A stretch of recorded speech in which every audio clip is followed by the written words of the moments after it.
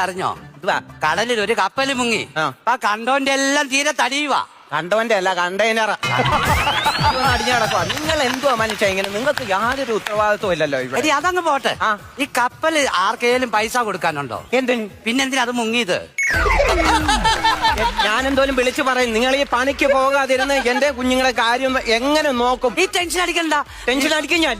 എടി നിന്നെക്കാട്ടി ടെൻഷൻ അനുഭവിക്കുക ഞാൻ. അറിയാവോ എന്തിനാണോ? എടി 6 വാട്സാപ്പ് ഗ്രൂപ്പിന്റെ അഡ്മിനാ ഞാൻ. അറിയാവോ?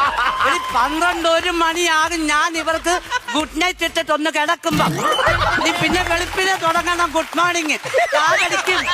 ആരടിക്കും? എന്നെ കൊണ്ട് ഒന്നും പറയിപ്പിക്കരുത്. വേണ്ട, ചെറുക്കന്റെ സ്കൂളിൽ നിന്ന് ടീച്ചർ വിളിച്ചു. എന്നിട്ട് സ്കൂളിൽ ടൂറി വെച്ചേക്കോ വന്ന. എന്റെ ദൈവമേ, അത് നീ ശ്രദ്ധിക്കണം. നിന്റെ ഉത്തരവാദിത്തം. രാവിലെ അവൻ എഴുന്നേറ്റാൽ അവനെ കക്കൂച്ചി കൊണ്ട് കാര്യങ്ങൾ ചെയ്ത് വിടേണ്ടത് നീയാ. എന്റെ മനുഷ്യ അതാണല്ലോ പറഞ്ഞേ. ടൂർ വെച്ചിരിക്കുക പിള്ളേർക്കെല്ലാം കൂടെ.